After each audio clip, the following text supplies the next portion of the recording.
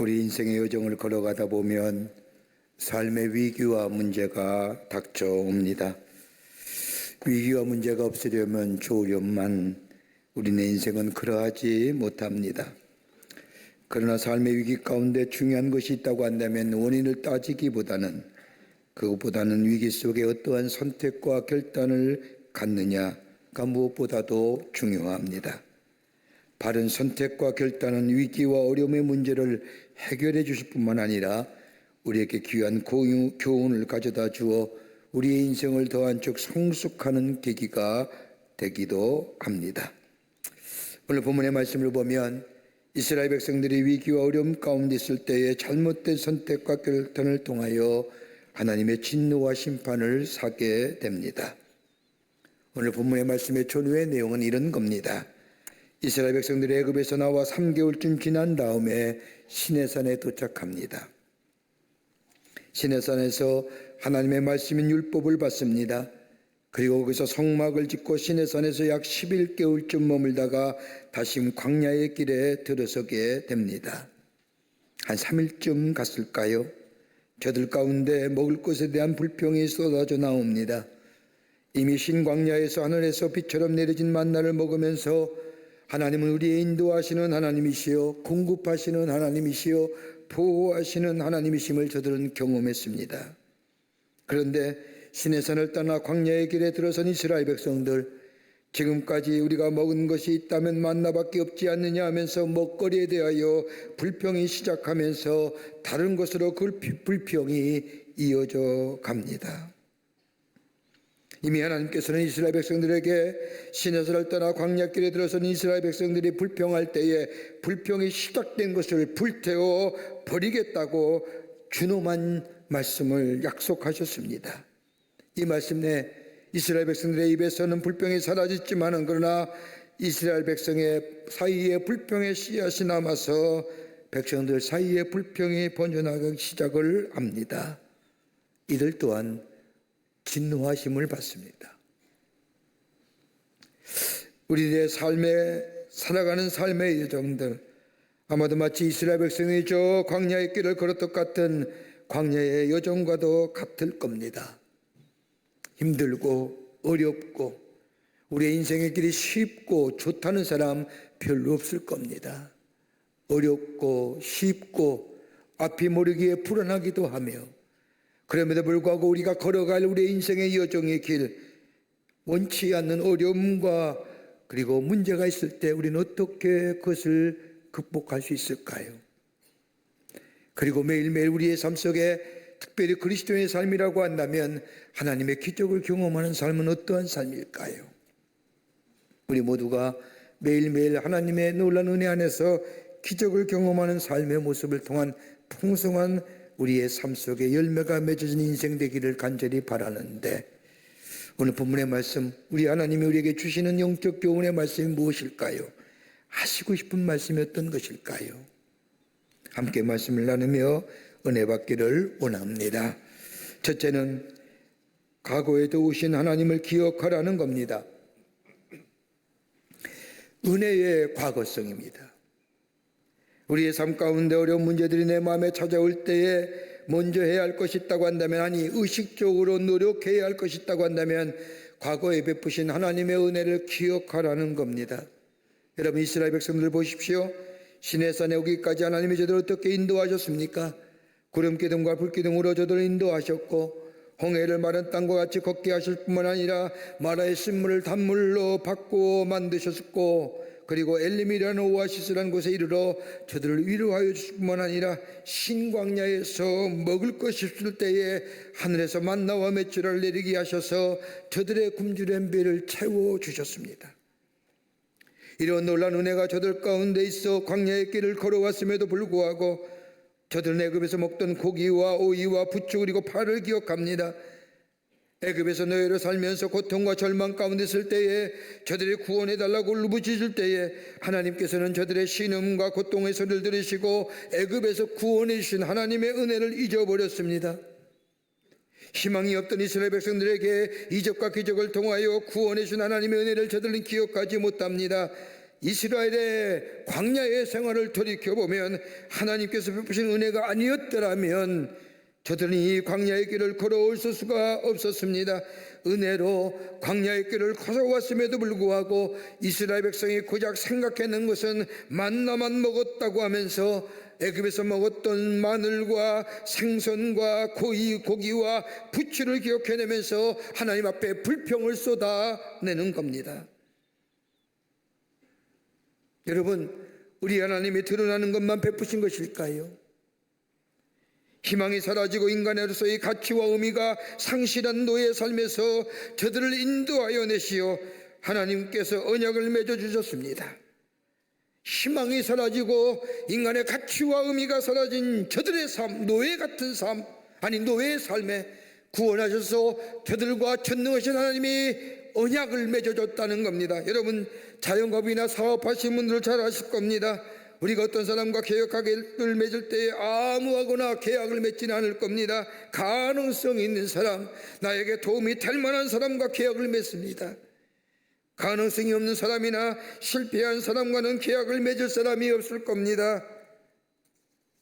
그런데 우리 하나님은 세상에서 기억하지 못하는, 어떻게 보면 버려진 사람들에게 갈 수 있는 이스라엘 백성들과 우리 하나님께서 계약을 맺습니다. 여러분, 가만 보세요. 이스라엘 백성이 정말로 뛰어난 민족일까요? 탁월한 민족이 되었을까요? 아니지 않습니까? 하나님의 저들과 함께 언약을 맺으시며 저는 나의 백성이요 우리 하나님은 나의 하나님 우리 하나님이요 라고 하는 이 계약이 그러니까 존재하지 않더라면 정녕 저들의 삶이 뛰어난 민족이요 존귀한 백성으로 살아갈 수 있을까요? 그것으로 진 것이 아니라 이스라엘 백성을 향하여 내 백성으로, 그것도 거룩한 백성으로 삼으셨다고 말씀뿐만 아니라 저들을 제사장의 나라로 삼으셔서 이스라엘을 통해 열방의 구원을 이루시겠다고 축복하시겠다고 약속하며 저들과 언약을 맺으십니다. 엄청난 사건 아닐까요? 감히 이스라엘 백성들이 상상하지도 못할 일입니다. 그런데 오늘 본문의 말씀을 보면 이러한 이스라엘 백성은 눈앞에 보이는 현실의 문제만을 바라보면서 하나님을 원망하고 불평합니다. 그럴 수도 있지요. 이해할 수 있어요. 삶이 현실이요 힘들고 불편하면 대체로 불평이 나오지 않습니까? 이스라엘 백성 이미 광야의 긴 여정을 걸어왔습니다. 여러분, 불평할 만하지요.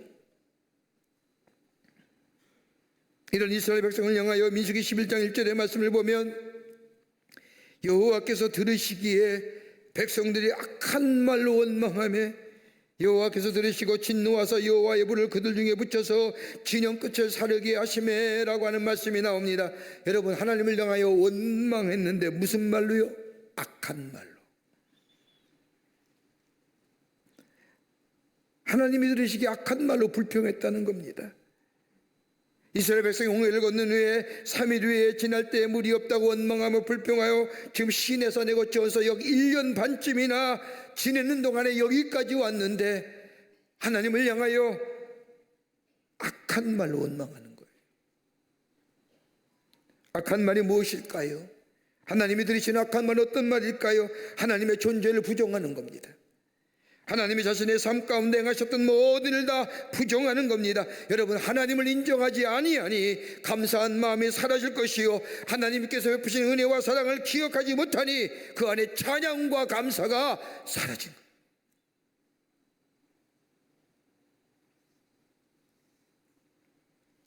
베푸신 은혜를 기억하지 못하고 지금 앞에 있는 문제와 어려움만을 바라보니 저들의 배에서는 원망과 불평이 나온다는 겁니다.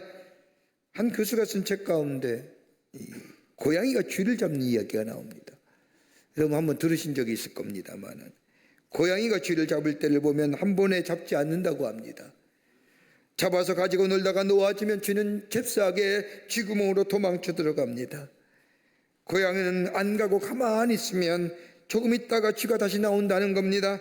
그러면 고양이는 쥐를 잡아가지고 얼마 동안 가지고 놀다가 다시 놓아준다는 겁니다. 그러면 쥐는 다시 쥐구멍으로 다시 도망쳐 들어갑니다. 이렇게 몇 번씩이나 반복하며 고양이가 쥐를 잡는다는 겁니다. 신기하게 여긴 동물학자들이 연구했답니다. 왜 쥐가 고양이에게 잡혀 먹을 수밖에 없는가? 연구해 봤더니 문제는 주의 기억력 때문이라는 겁니다. 메모리가 3분밖에 안 된답니다.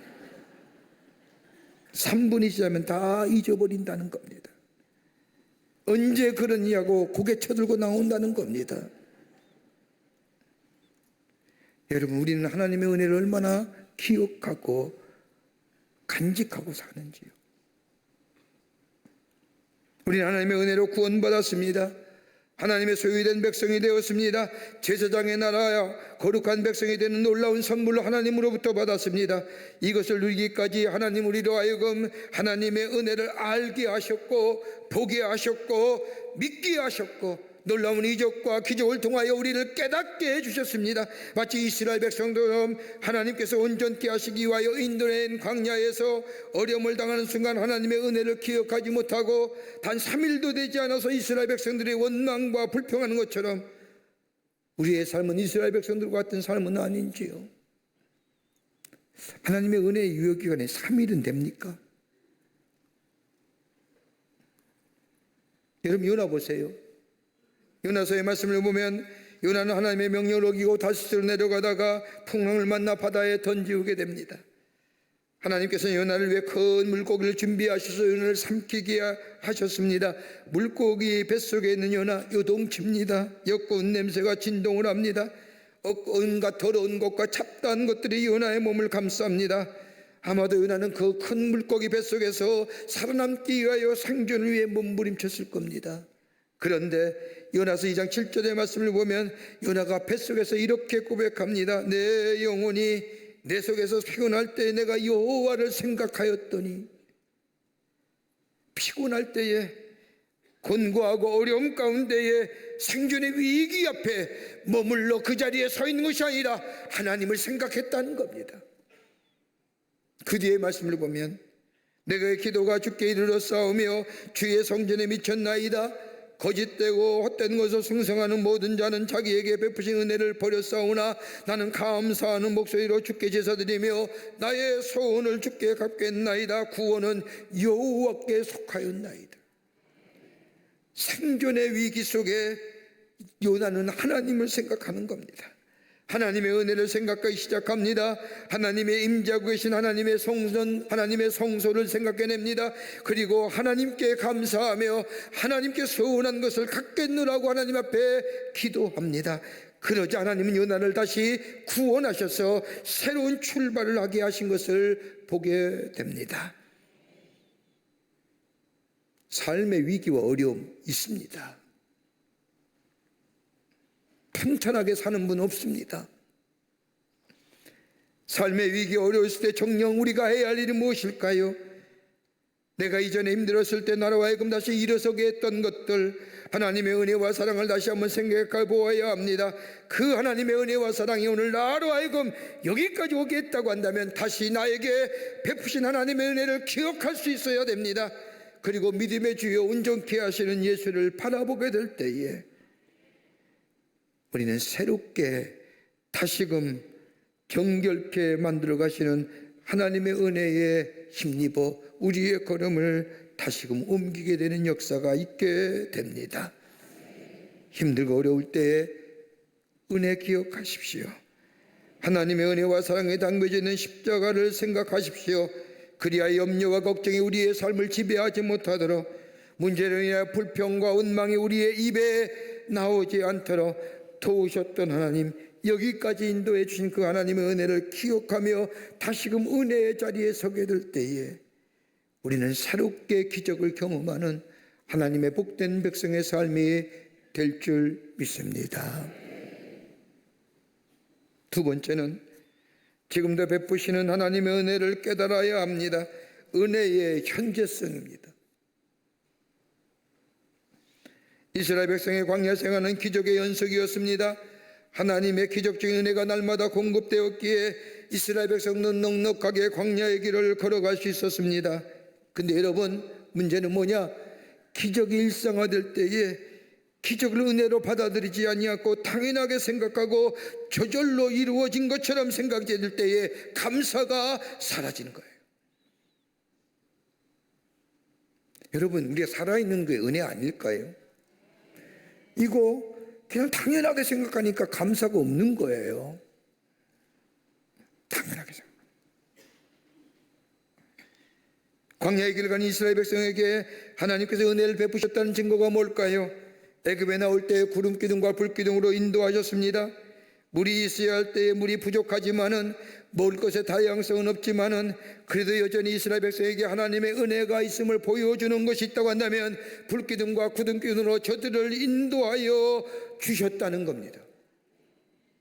뜨거운 태양빛을 구름 기둥으로 가르워 주시고 밤에는 불 기둥으로 저들을 지켜주셨던 놀라운 일들, 구름 기둥과 불 기둥으로 이스라엘 백성을 지키신 것은 출급하여 홍해를 건너 광야에 들어설 때부터 지금까지 이루어진 겁니다.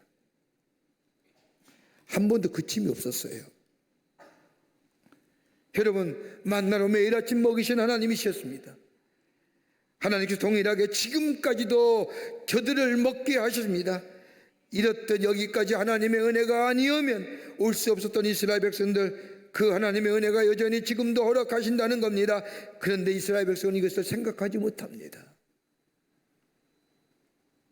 하나님의 은혜로 살아가고 있다는 것을 잊어버렸습니다.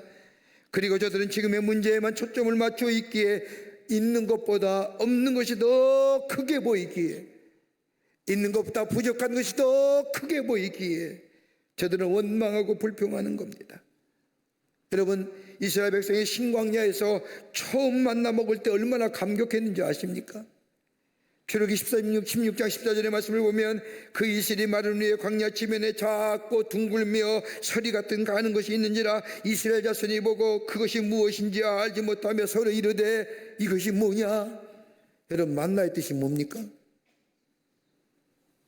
이것이 뭐냐? 이거예요. 만나의 뜻이 다른 뜻이 아니라 처음으로 저들이 만나라는 것을 보고 나서 서로 간에 묻되 이것이 뭐냐라고 하는 것이 만나의 뜻입니다. 하늘에서 만난 만나로 인하여 기쁨과 감격이 저들에게 있었고 감사가 있었습니다. 여러분, 만나가 어느 때 내릴까요? 오늘 성경 말씀에 보면 이슬이 마른 후에 만나가 내립니다. 하늘에서 내려진 만나를 가지고 떡을 만들어 가지기도 먹기도 하고 다양한 음식을 만들어 먹을 수 있었습니다. 그런데 시간이 조금 지나면서 저들이 만나를 대하는 태도가 어떤 걸까요? 민수기 11장 8절의 말씀을 보면 그 마치 기름 섞인 과자 맛 같았더라. 여러분, 감탄사의 강도가 좀 줄려나요? 우와, 이것이 뭐냐? 그래 놓고 얼마 지난 후에 야, 그 맛이 그냥 기름에 튀긴 과자 맛 같더라. 처음에 맛본 만나는 이것이 무엇이냐? 이 말 속에는 뭐일이 대단한 감탄사가 이 속에 담겨져 있었는데, 지난 뒤에 시간이 흐른 뒤에 만나를 먹는 이스라엘 백성들의 모습은 아무런 감동이나 감격이나 감사나 놀람의 모습은 없는 겁니다.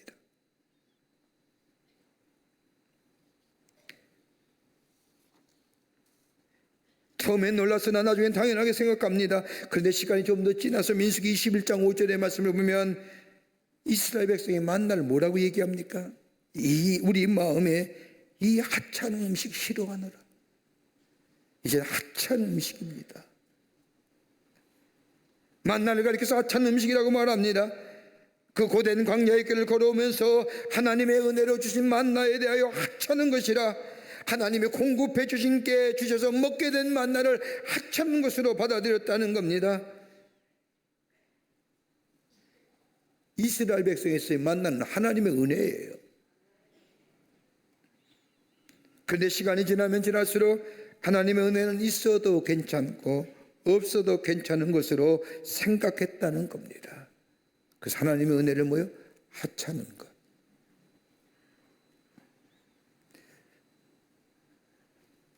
이스라엘 백성이 가지고 있던 문제는 크게 보이는데 과거에 베풀어 주시고 지금까지 베풀어 주신 하나님의 은혜는 보잘것없는 것으로 생각했다는 겁니다. 하나님의 은혜는 있어도 되고 없어도 되는 것으로 하찮은 것으로 생각했기에 마음의 불평과 불만이 커지면서 모세에게 했던 불평과 불만이 하나님께로 향하게 되었다는 겁니다.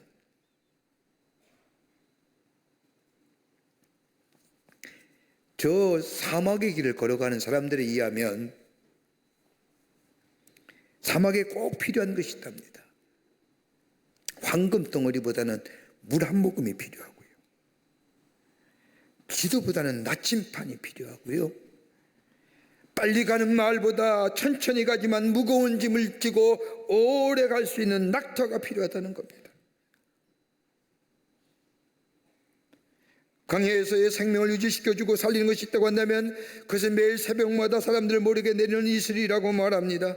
여러분, 이슬은 메바른 광야에 생명을 제공해주고 유명분들이나 양이나 염소를 기를 수 있도록 만들어준다는 겁니다. 양들은 갓 솟아난 이슬을 먹고 자란 새싹을 먹고 살아가는 겁니다.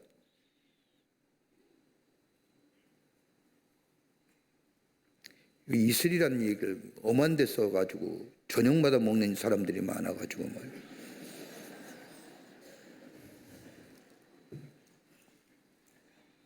여러분, 시편 23편 다윗의 말씀, 다윗의 시편을 보면 여호와는 나의 목자시니라고 하는 시작하는 이 시편의 말씀에 다윗은 뭐라? 푸른 초장에 실만한 물가로 인도하시는도다. 여러분, 히브리어에는 푸른이라고 하는 단어가 없어요. 새싹입니다.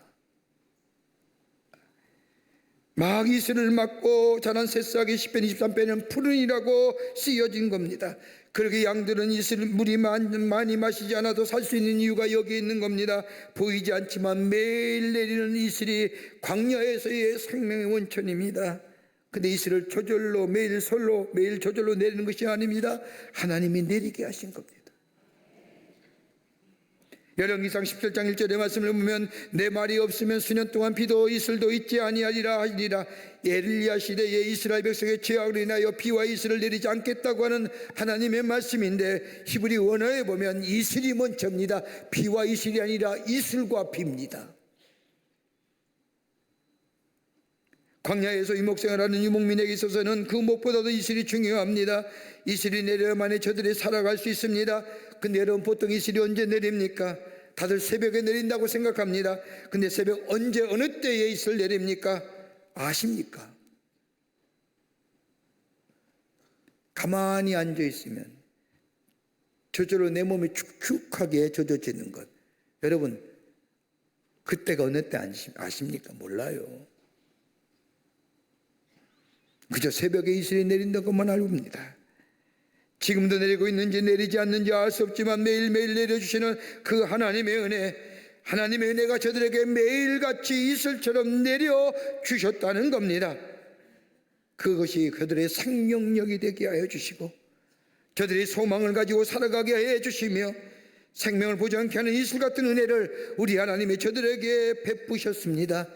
때로는 소낙비 같은 은혜도 필요하지만은 매일매일 우리 일상에서 이슬비와 같은 하나님의 은혜, 이것을 우리가 살아가고 있는데 우리는 알지 못하기에 보이는 것, 어려운 문제만 바라봅니다. 여러분, 생각해 보세요. 우리가 원하는 것, 마치 우리가 필요한 것처럼 착각할 때가 있습니다. 내가 원하는 것이 필요한 것처럼 느낄 때가 있습니다. 여러분, 하나님보다 하나님이 주신 것을 하나님 주신 더 많은 관심을 가지십니다. 하나님이십니까? 아니면 하나님이 주신 것에 대한 관심이 더 많습니까? 여러분, 기억하세요. 하나님보다 하나님이 내게 주신 것에 대하여 더 많은 관심을 가질 때 일어나는 우리의 삶의 모습이 뭔지 아세요? 욕심과 욕망이에요. 하나님보다 하나님이 내게 주신 것에 대하여 더 많은 관심. 오늘 이 34절 말씀을 보십시오. 이곳 이름을 기브로 핫다와라 불렀으니 욕심을 낸 백성들이 거기서 장사함이었더라. 여기가 기브롯 핫다와라고 하는 이야기는 탐욕의 무덤입니다. 하나님보다 하나님이 주신 것에 대하여 더 많은 관심. 만나와 매출하게 있음에도 불구하고 고기와 부추와 오이와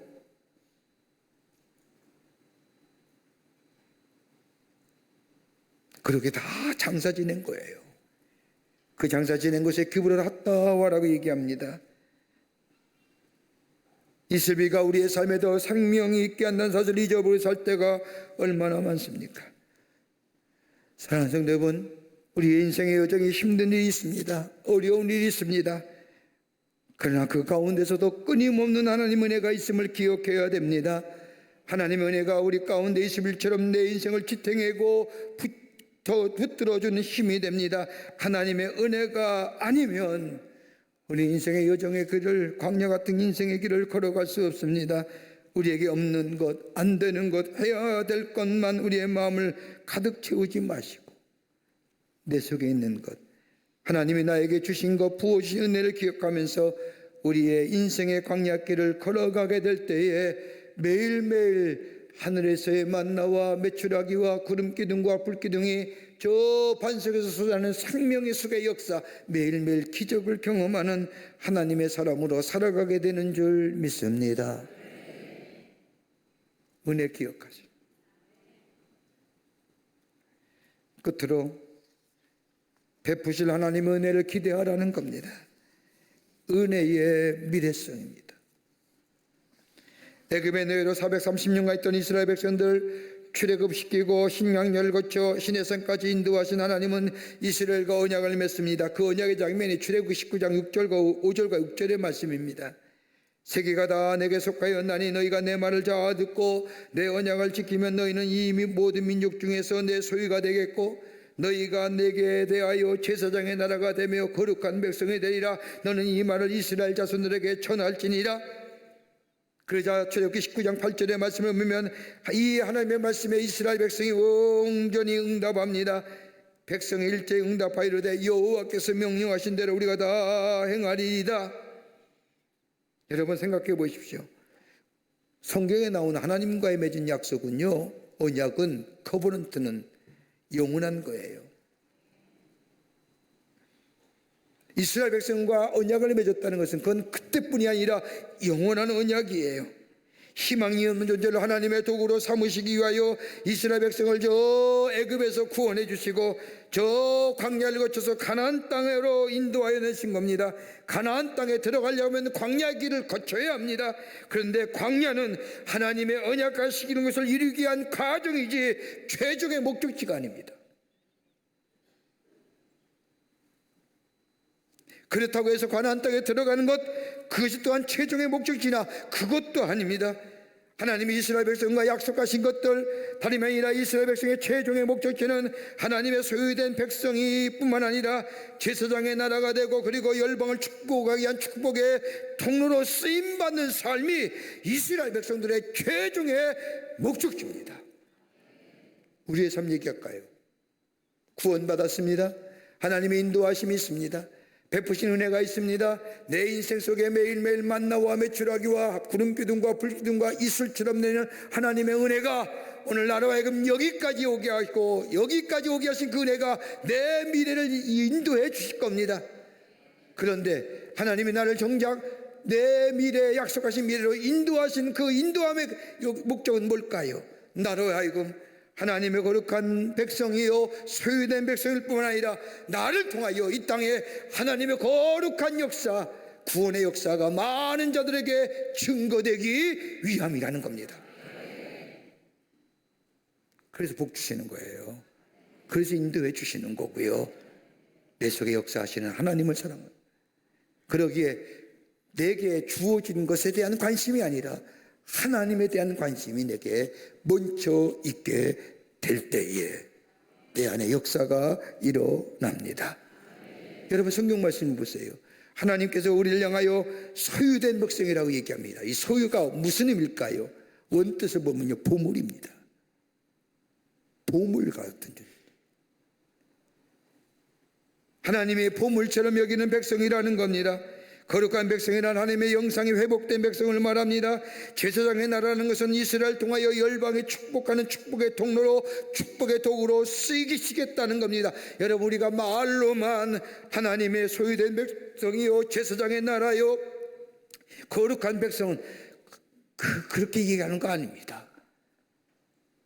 하나님 우리를 보물처럼 여기시는 거예요. 하나님의 영상이 회복된 백성을 얘기하는 겁니다.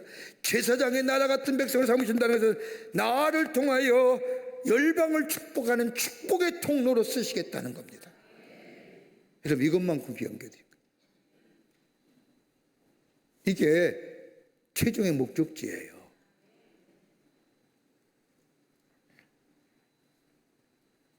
고난과 시련의 광야길을 통과할 때에 이스라엘 백성에게 자리 잡고 있는 노예의 정체성이 하나 둘씩 떨어져 나가 하나님의 거룩한 백성으로 거듭나고 인격이 달라지고 삶이 달라지고 생각이 달라지고 보는 관점이 달라지고, 그래서 이스라엘 백성이 광야의 길을 걷게 하십니다.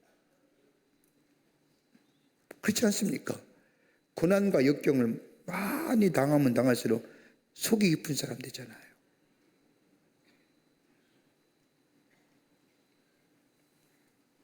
이스라엘 백성으로 하여금 크고 놀라운 사명을 감당하기 위해서는 오늘도 한 걸음 한 걸음 광야의 길을 걸어가야 합니다. 광야를 통과해야 합니다. 그러나 우리 하나님이 이스라엘 백성들을 그냥 광야를 걸어가게 하지 않습니다. 구름기둥과 불기둥으로 인도해 주십니다. 만나와 메추라기로 먹여주십니다. 사막과의 불뱀과 전갈로부터 보호해 주십니다. 그래서 하나님만을 의지하게 만들고 하나님만을 바라보게 만들며 하나님과 더 가까이 가게끔 만드십니다. 그리고 하나님만을 의지하고 주님의 뜻대로 살아가도록 광야길을 통해 만드시는 겁니다.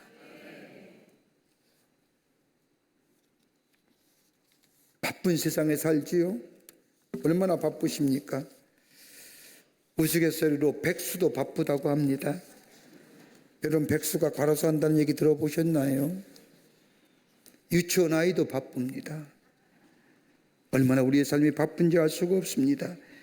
그럼에도 불구하고 우리의 의지할 것이 있다고 한다면 하나님 의지해야 합니다. 공급해 주시는 하나님의 은혜, 인도하여 주시는 하나님의 은혜, 보호해 주시는 하나님의 은혜, 다른 것이 아니라 우리의 인생의 여정에 붙들어야 할 것은 문제가 아니라 하나님의 약속의 말씀을 붙들고 그거 약속하신 말씀과 함께 한 걸음 한 걸음 옮기고 광야의 길을 걸어가게 될 때에 시편 기자 119편에 말씀하신 것처럼 고난당하는 것이 내게 유익이라 이로 말미암아 내가 주의 율례를 배우게 되었도다라고 하는 고백이 여러분 우리의 고백이 되게 됩니다. 여러분, 고난 좋아하는 사람 없어요? 문제 좋아하는 사람 절대 없습니다. 그러나 고난 누구에게나 힘든 겁니다. 여러분, 광야 그 자체가 고통입니다. 우리가 잘 부르는 찬송가 가운데 괴로운 인생길을 가는 동안 편안히 쉴 것이 없느라고 하는 찬송가 같죠. 그러나 이 고난과 고통의 길, 그보다 더 귀한 보석 같은 주의 율례가 주의 말씀이 나의 영혼을 살리고 내 삶을 바르게 하고 하나님의 진리를 알게 하겠다는 이 시편 기자의 고백처럼 하나님과 더불어 함께 은혜 안에서 걸어가는 사람, 은혜의 과거, 현재의 은혜, 미래의 은혜를 생각하며 그 은혜 안에서 주님과 함께 걸어가는 삶이 될 때에 매일매일 우리 안에 기적을 경험하며 하나님의 사람으로 세움받을 뿐 아니라 그 매일같이 부어주시는 은혜를 통하여 내 삶의 뿌리는 저 레바논의 백향목처럼 깊게 뿌리 내리고 풍성한 잎사위와 열매를 통하여 내 삶 속에 기름진 삶으로 하나님의 살아계심을 증거하는 삶으로 살아가는 복된 인생이 될 줄 믿습니다. 이런 믿음의 고백들이 여러분과 저 가운데 있어지기를 주의 이름으로 축원합니다. 하나님 감사합니다. 저희들 주께서 사랑해 주셔서 하나님의 자녀 삼으심에 감사합니다. 자녀로 삼으실 뿐만 아니라 우리의 삶의 여정 속에 매일매일 베푸신 은혜가 있음에 감사합니다. 은혜 기억하며 은혜 안에서 은혜와 더불어 살아가는 저희가 되게 하셔서 매일매일 기적을 경험하며 하나님의 살아계심을 증거하는 저희들의 삶으로 인도하여 주시옵소서. 감사하며 예수님의 이름으로 기도하옵나이다. 아멘.